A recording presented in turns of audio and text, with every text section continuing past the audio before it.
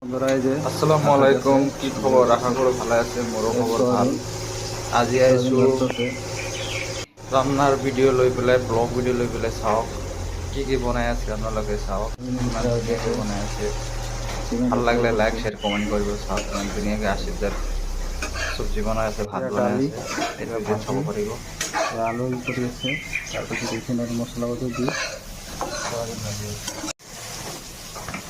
আশিস আজি কি বনাব? আলুৰ দালি আৰু চয়াবিন নেকি?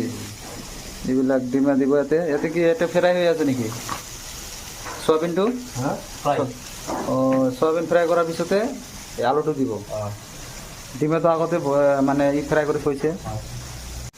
তেনেহ'লে আজি পুৰা টেষ্টি খানা বনাব আজি। ফুল টেষ্ট। কেইজনৰ বনাইছে আজি? 6জন হয় নেকি? চাওঁ আজি একেলগে ভিডিঅ'টো চাওক। নাই চলছে না মারি আনে না পাগলা গলা দি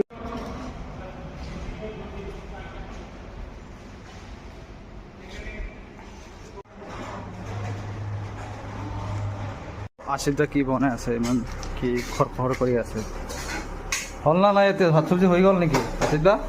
হই আছে ৰ ৱা, ইমান আইটেম বনাই আছে ন? বহুত মজা ভিড়া মজা। পুরো হৈ গ'ল নেকি চব্জিটো? এখন হয়ে গেছে ভাই। হয় নেকি? হ্যাঁ ক্লিয়ারলি। কিমান টাইম লাগা লিখিন বানাতে? 15-20 মিনিট মান হয়ে গেল। 20 মিনিটমান লাগে না? এই ডিমা চাওক কিমান ধুনীয়াকৈ বনাই আছে। কি কি দিছে ইয়াৰ ভিতৰত? সোয়াবিন আৰ আলু।